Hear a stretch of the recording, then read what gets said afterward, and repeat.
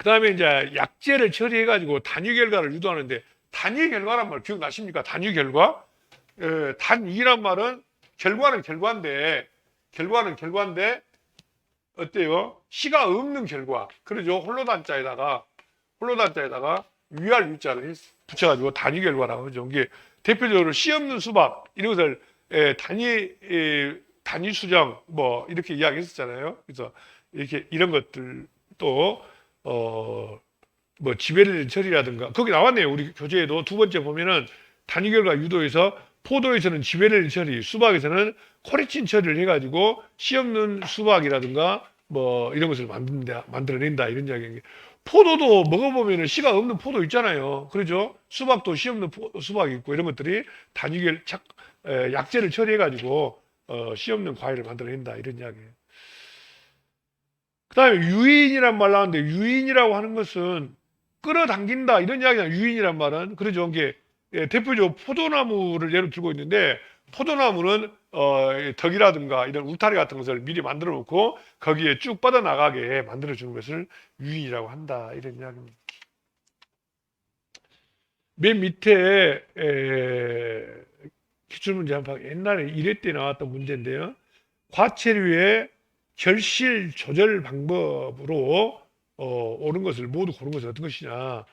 결실을 조절하기 위해서 과일을 따준 것을 적과라고 하고 꽃을 따준 것을 적과라고 하고 또 수정이 안 돼가지고 너무 적게 열려버린 것을 막기 위해서 인공적으로 인공수분을 해서 또 열매를 적정량을 맺게 할 수 있는 거죠. 그래서 전부가 다 과체류 결실 조절 방법이다 이렇게 보면 되겠습니다.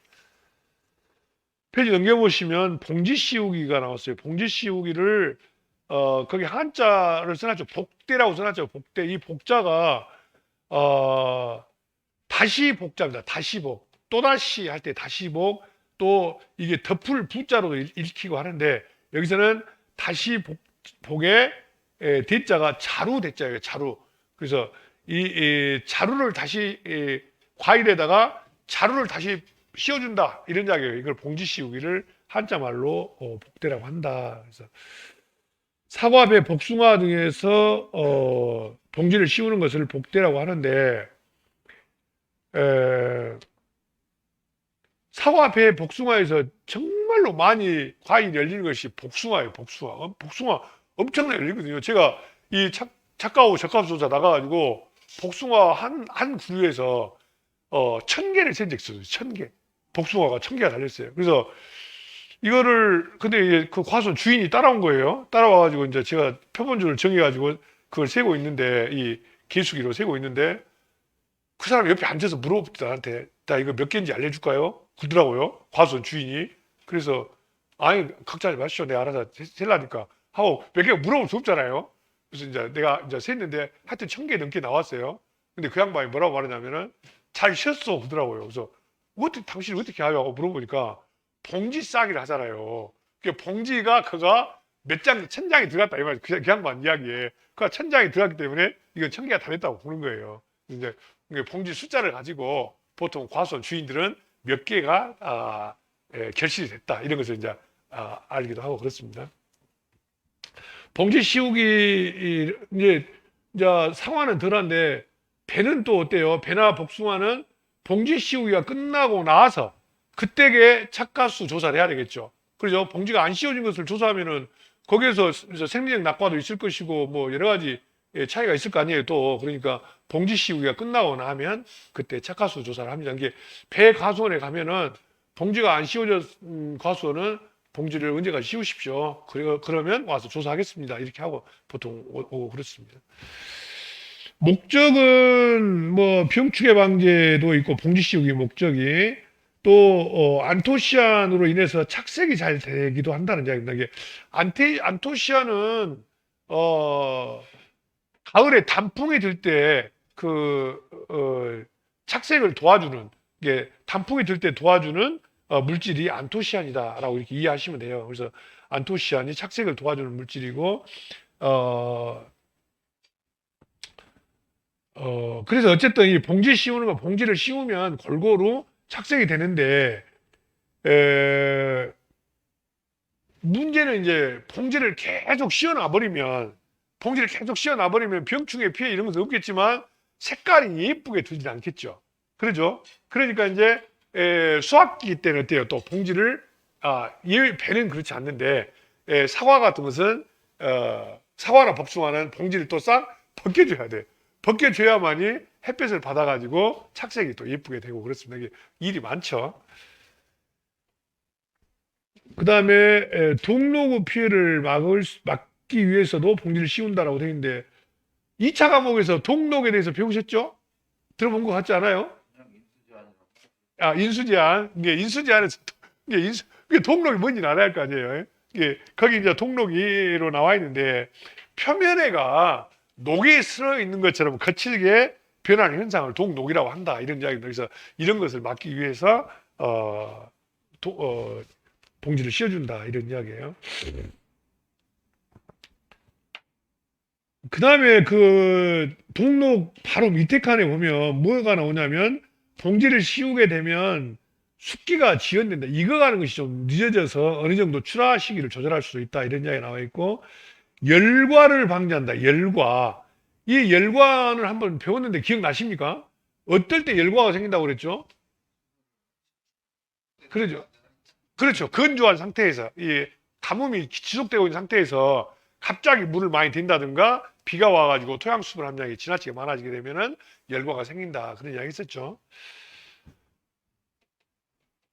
그 다음에 이제 복대에 대한 이야기가 거기 나와 있고 성숙 촉진을 위해서 여러 가지 방식들이 쓰고 있는데 비닐하우스에서는 뭐 촉성 재배를 쓰기도 하고 또 에틸렌을 이용해서 과실이 빨리 익도록 하기도 한다 이런 이야기예요.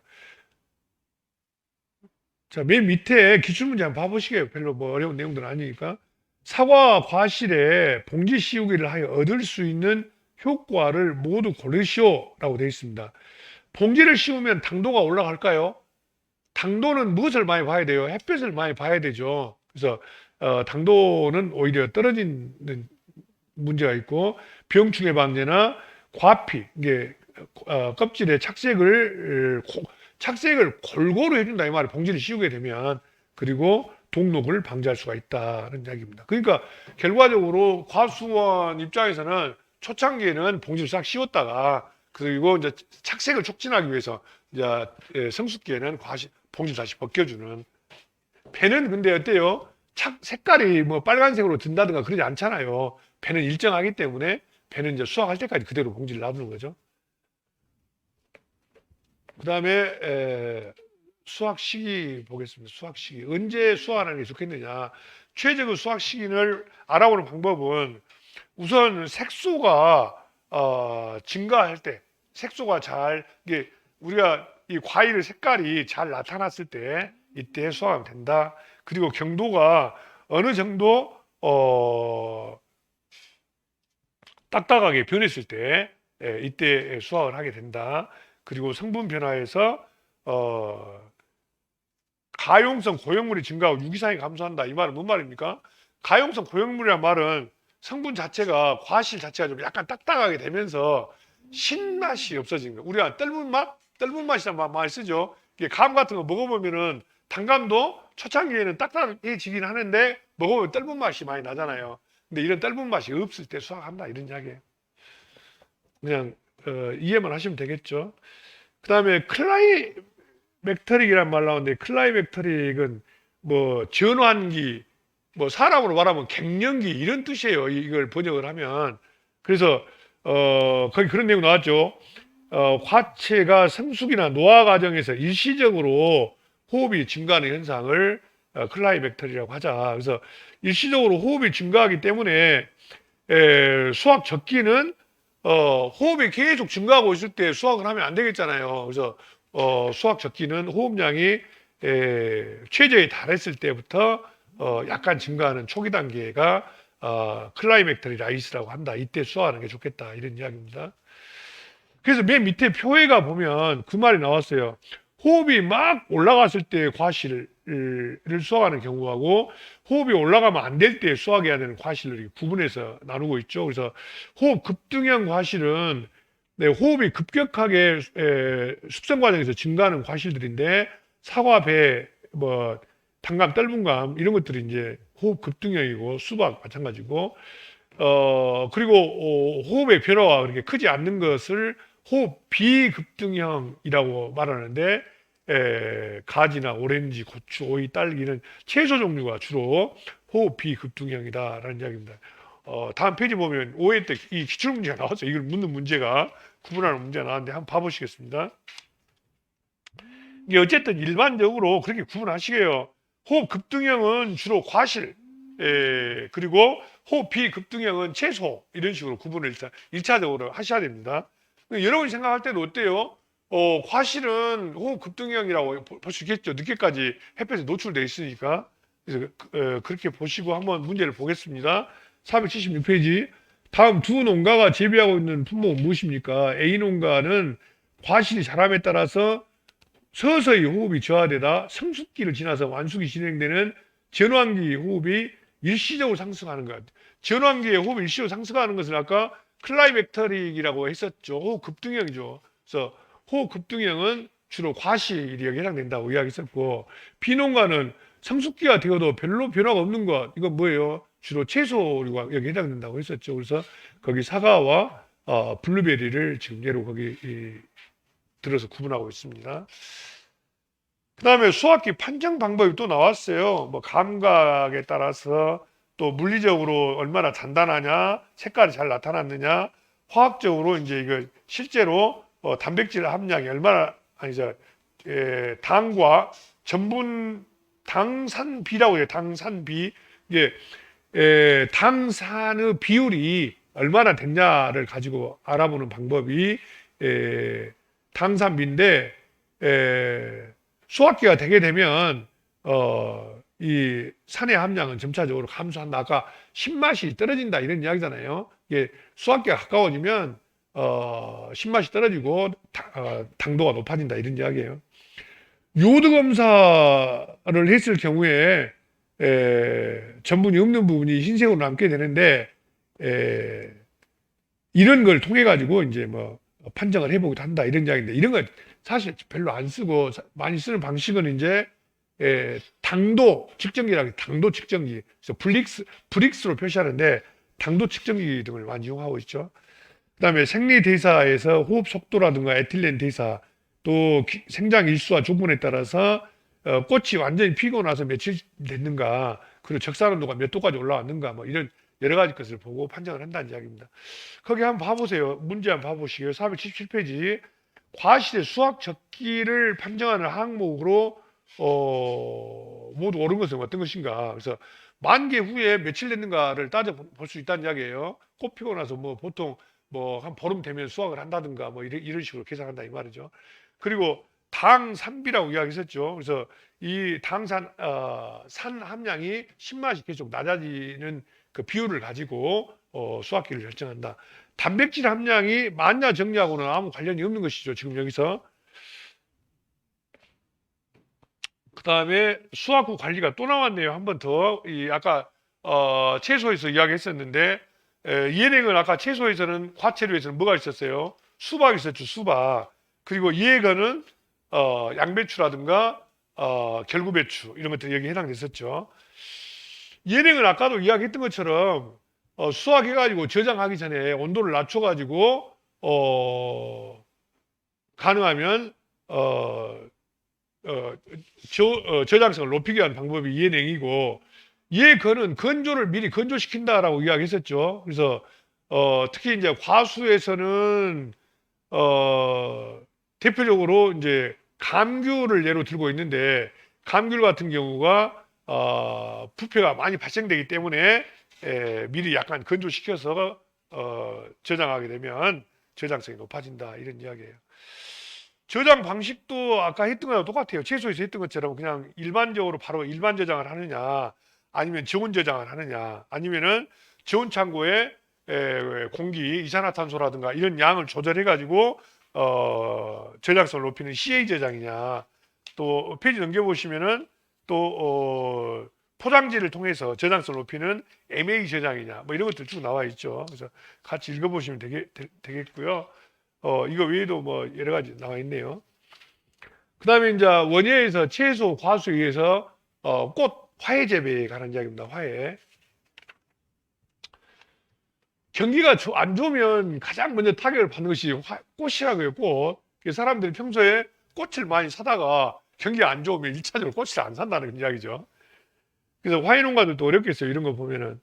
그래서 화해도 이제 뭐 1년 초냐, 2년 초냐, 아니면 땅 속에서 뿌리로 자라는 것이냐 해서 여러 가지로 나누고 있습니다.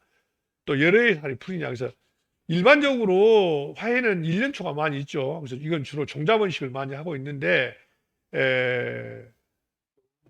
이제 이것도 다시 이제 봄에 파종하는 것이냐, 가을에 파종하는 것이냐에 따라서 춘파 1년 초냐, 추파 1년 초냐로 이렇게 나누고 있죠.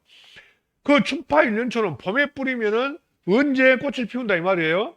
봄에 뿌려서 가을에 꽃이 핀다 이 말이죠. 그래서 일반적으로 춘파 1년 초는 단일하에서 개화가 촉진된다. 그런 말 나왔죠. 봄에 뿌리면 해가 짧아지는 가을에 꽃이 핀다 이 말이에요. 대표적으로 뭐 꽃냥배추니 봉선화, 뭐 코스모스, 해바라기 거의 대부분이 이제 가을에 피는 것들이잖아요. 봄에 그러면 이제 추파 1년 초는 가을에 파종해가지고 겨울을 지나서 그 다음 해에 봄이 되면 해가 길어지면 꽃이 피는 것이 추파 1년 초인데 봄에 피는 꽃들이 금잔화, 시네나리아, 물망초, 양귀비, 안개꽃 뭐 이런 것들이 이제 봄에 핀다 이런 이야기예요.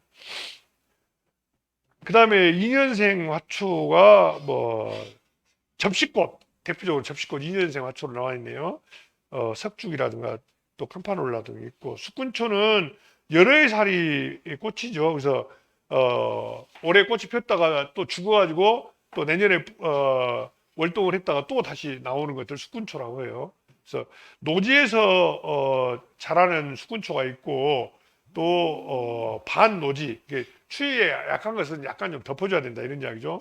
온실에서 자라는 것들 이런 것들이 있어요. 이게 거기 보면은 칸나, 베고니아, 뭐 군자란 뭐 이런 것들은 전부 다 알뿌리를 온실에서만이 월동이 된다 이런 이야기들이죠. 거기 문제가 하나 나왔는데 잠깐 볼까요? 추파 1년 초에 속하는 화해작물 이런 문제 나오면 잘 모르겠죠. 그러니까 일단은 여러분이 뭘 구분해야 돼요? 자, 추파란 말이 나오면은 가을에 뿌리니까 봄에 피는 꽃이구나 이 정도 생각하시면 돼요. 그 정도라 최소한 그 춘파 하면은 봄에 뿌리니까 가을에 피는 꽃이겠구나 이렇게 일단 생각해 보셔야 돼요. 그러니까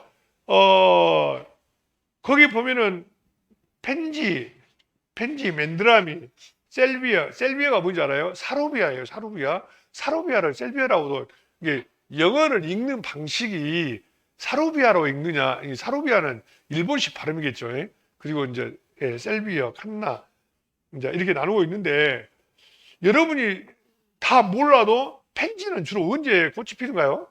펜지가 어떤 꽃인지 아세요? 잘 모르는가요? 펜지 도로변에 많이 그 가로 조경용으로 많이 심어 놓잖아요. 펜지라고 할 때 있어요. 펜지라는 꽃이 있는데, 예, 봄에 많이 보는 꽃이에요. 예? 그리고, 셀비아라든가 칸나는 이제 가을에 가면서 볼 수 있는 꽃들이잖아요. 맨드라미 마찬가지로. 그래서 다 외울 수가 없으니까 일단은 구분을 할 줄 알아요. 구분을.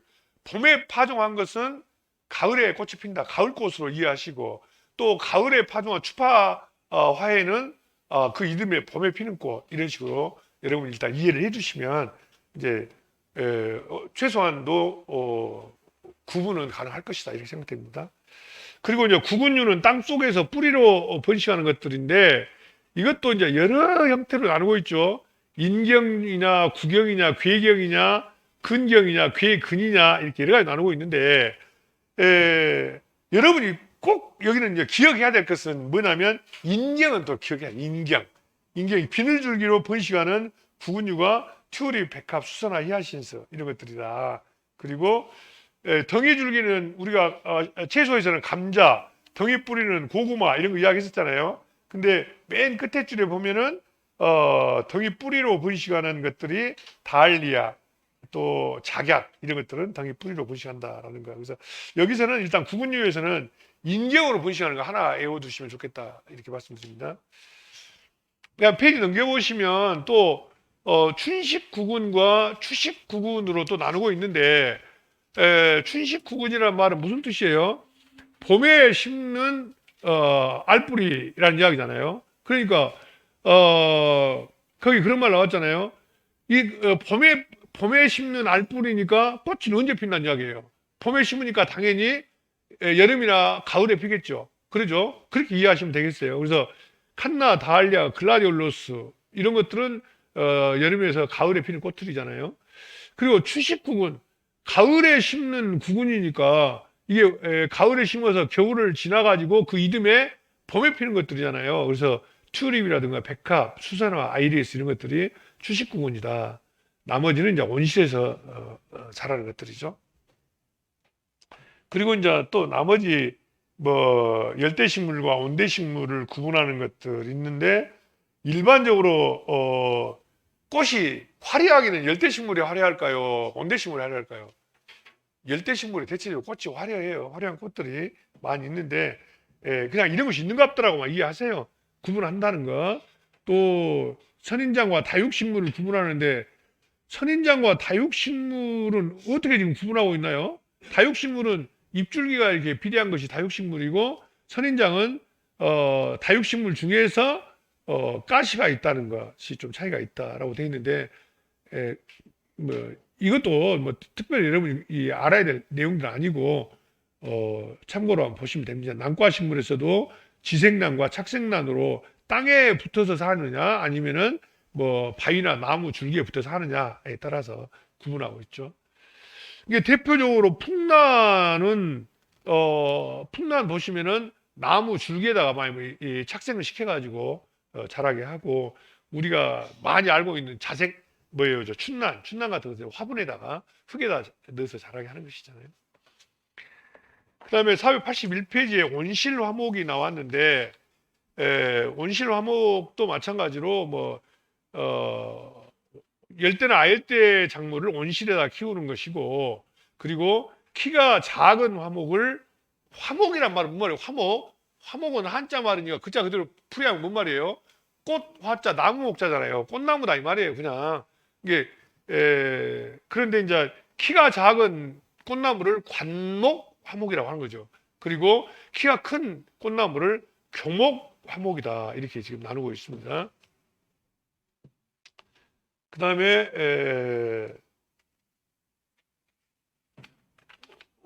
생장점 배양이 나왔는데 번식 방식에서 생장점 배양을 하는 이유가 종자 번식이 어렵기 때문에 생장점을 떼가지고 번식을 시키게 되는데 이 생장점 번식의 장점은 맨 마지막 줄에 보면은 무병주 생산이 가능하다. 바이러스에 감염되지 않는 무병주 생산이 가능하다. 이걸 앞에서 우리가 영양 번식에서 이 바이러스에 감염되지 않는 번식 방법으로 뭐 배웠나요? 혹시 기억나신가요? 이 실험실 안에서 하는 거? 그렇습니다. 이 생장점을 떼가지고 번식하니까 이걸 조직배양이라고 하죠. 조직배양. 기억나시죠? 조직배양의 장점이 이런 바이러스에 감염되지 않는 무병주 생산이 가능하다는 것입니다.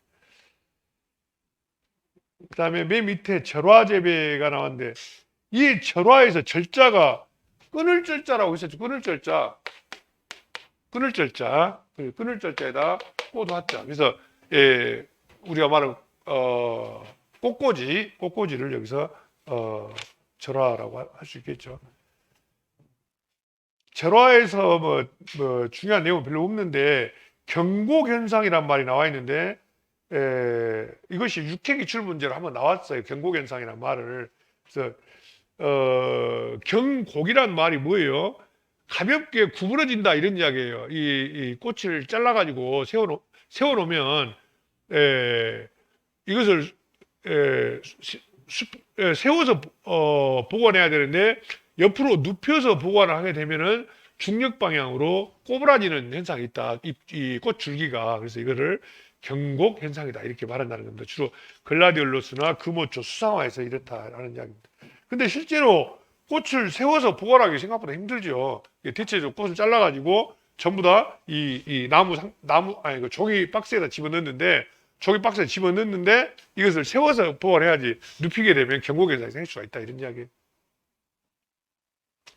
페이지 넘겨보시면 이제 온도라든가 습도 이런 것도 조절을 잘 해야 된다.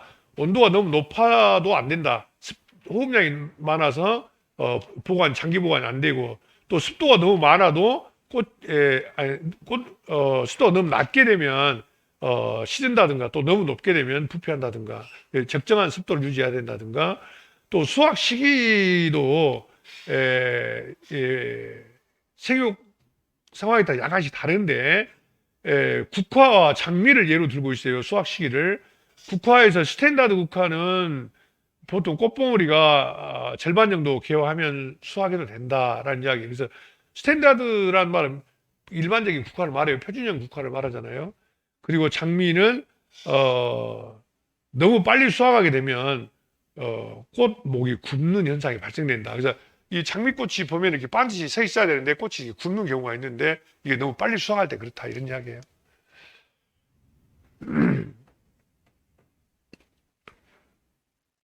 또 수확을 가능하면 아침에 해야 되느냐 저녁에 해야 되느냐 이런 것도 좀 생각을 해봐야 된다 이런 이야기도 좀 나왔는데 또 수확량이 너무 많아서 아침 수확이 어려울 때는 수확 후에 바로 물에 담가서 저온 창고로 이동하는 것이 좋지 않겠냐 뭐 이런 이야기 일반적인 이야기들입니다.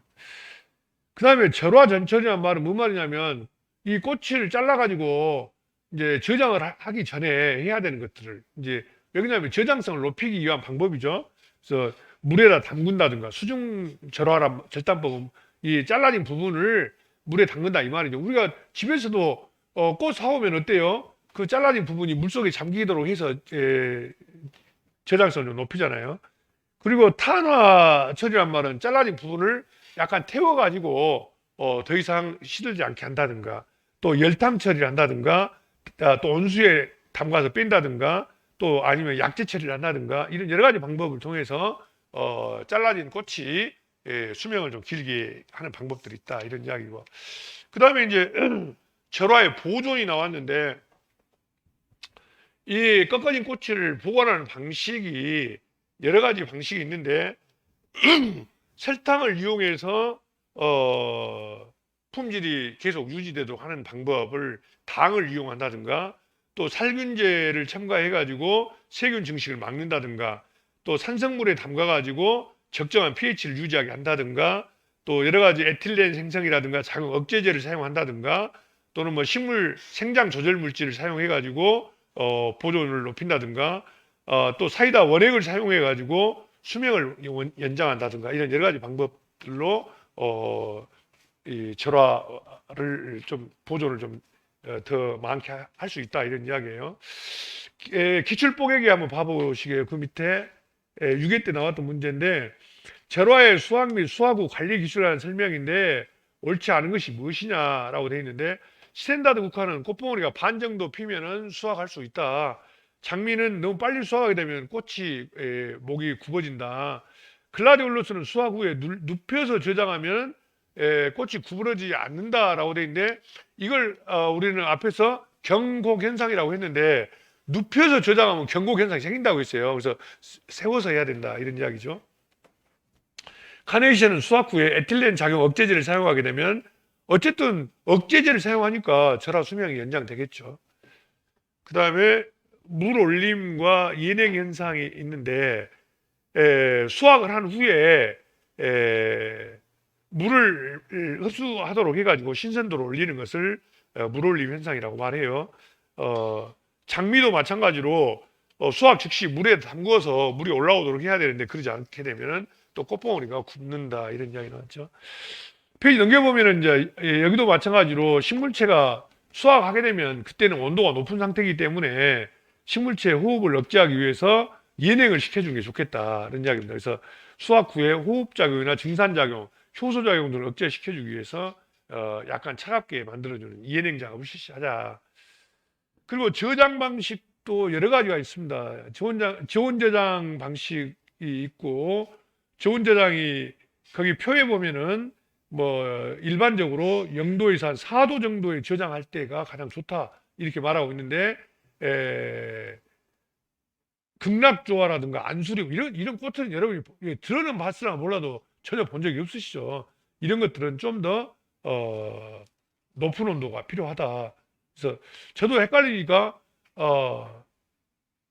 그냥 극락조화하고 안수리움을 묶어가지고 극락 왕생하기 위해서는 좀 따뜻해야 된다. 뭐 이런 식으로 대충 구분하기 위해서 그렇게 생각을 합니다. 그래서 좀 8도에서 13도까지 그 문제가 이제 지난 뭐 7회 때 한번 잠깐 나왔다는 거죠. 그래서 이 문제가 지금 나온 건데 그 밑에 한번 봐보세요.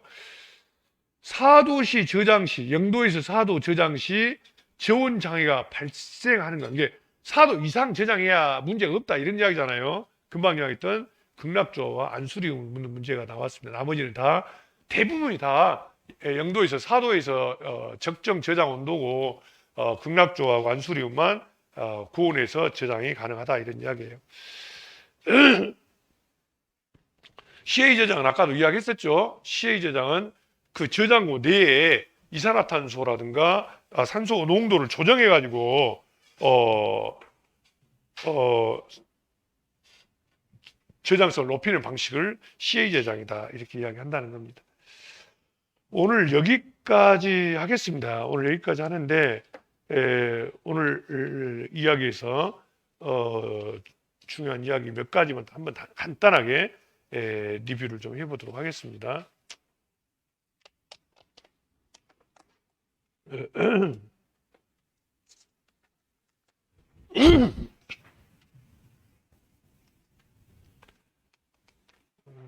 오늘 우박에 관한 이야기 했었어요. 우박에 관한 이야기 했었는데 우박 피해는 입줄기에 바로 상처를 주는 1차 피해가 있고 입줄기가 부러지면서 거기에 병원균이 침입하는 2차 피해가 있다는 이야기 했었고 일반적으로 피해가 많은 경우에는 사과배 같은 경우는 착과기와 성숙기 5, 6월과 9, 10월 이때 피해를 많이 입는다라고 했었어요. 그 다음에 도복에 관한 이야기 중요하다고 이야기했었죠. 도복은 이제 답이 밀식 재배에서 많이 도복이 된다고 이야기했었죠. 질소비를 많이 주고 빽빽하게 재배했을 때 많이 도복이 되는데 도복의 유발 조건들이 유전적으로 키가 크다든가 대가 작고 이상이 무거운 경우 또 재배 조건에서도 질소를 너무 많이 줬을 때 반대로 칼리가 부족하다든가 규산이 부족할 때도 그렇다. 또 병충해에 노출됐을 경우인데 입진물이 많은 병이나 멸구 발생이 많을 때 유발이 된다. 그리고 도복 시기도 일반적으로 등수 후기에 무거울 때 많이 발생한다. 그리고 맹류에서는 광파 재배에서 도복이 많다. 그런 이야기 있었습니다. 그래서 이제 도복 대책들도 뭐 품종을 키가 좀 작은 품종이라든가 이런 걸 심으면 좋겠다 이런 이야기 있었고요. 병해충 관리에서 병해가 곰팡이에 의한 병에 세균성 병에 바이러스성 병해가 있었는데 세균성 병해를 좀 구분하면 좋겠다는 이야기 했었죠. 그래서 세균성 병해에서 특히 복숭아에 발생되는 세균성 병해가 세균성 구멍병이라고 하는 게 있었고 사과에 많이 발생되는 것이 요즘에 상당히 늘어가고 있어요. 몇 년 전부터 화상병 등이 있다. 이거 외에도 뭐 무름병이라든가 속썩음병 이런 것들이 세균성 병이다라는 이야기 있었습니다.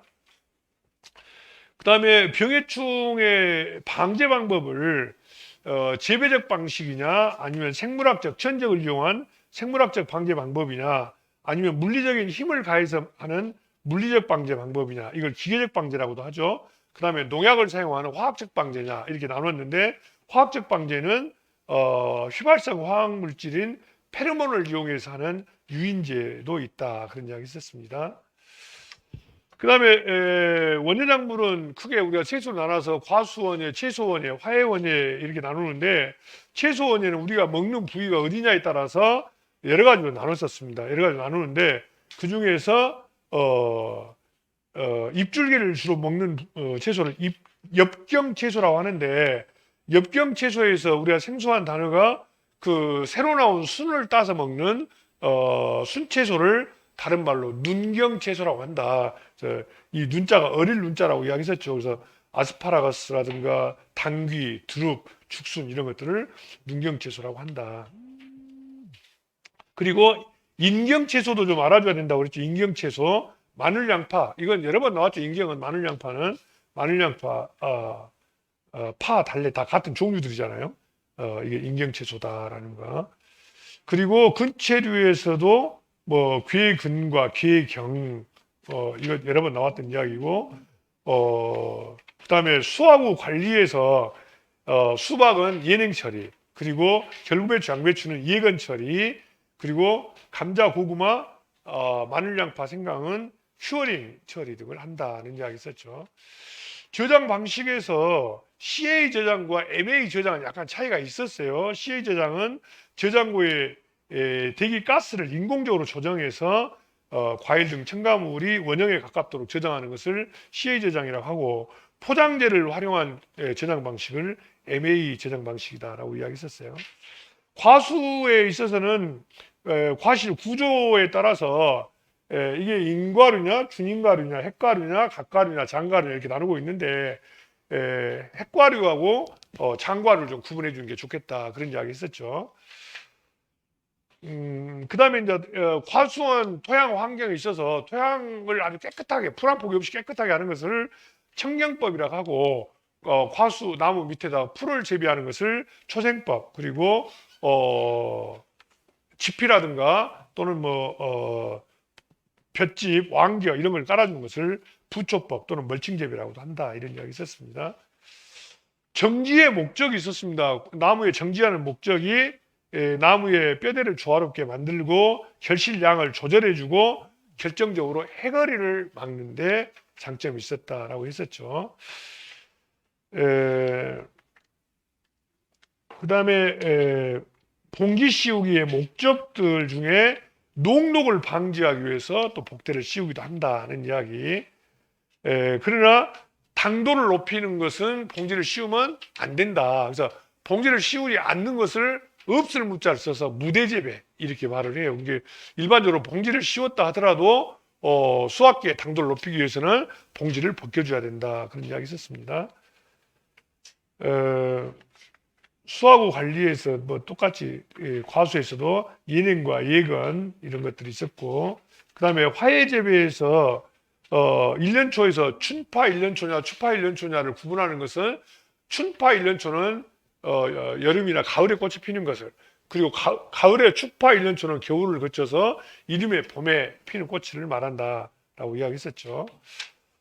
그 다음에 구근류 중에서도 여기도 인경이 있었는데, 비늘줄기를 이용한 꽃이 튤립이라든가 백합, 수선화, 히아신스가 있는데, 이 튤립이나 백합은 뭐하고 혼동하면 안 되냐면 다알리아하고 혼동하면 안 된다. 다알리아는 괴근, 덩이뿌리, 즉 고구마하고 같은 개념이다. 이렇게 이해하시면 되겠습니다. 그 다음에 화훼의 번식 방법 중에서 생장점을 가지고 번식하는 방식이 일종의 조직 배양 형태로 하는데, 생장점 배양을 하는 주된 목적은 바이러스에 감염되지 않는 무병주 면목을 생산하기 위해서 그렇다는 이야기. 그리고 금방 이야기했던 화훼 저온 저장 방식에서 대부분의 화훼는 0도에서 4도 정도에서 저장이 잘 되는데, 극락주화라든가 안수리움은 8도에서 13도로 좀 높은 온도에서 저장이 된다 이런 이야기입니다. 오늘 여기까지 하고요. 다음 시간에 이제 시설에 대해서 좀 보고 기출 문제 한번 7회 때 기출 문제 한번 풀어보도록 그렇게 하겠습니다. 여기까지 하겠습니다. 수고 많으셨습니다. 네.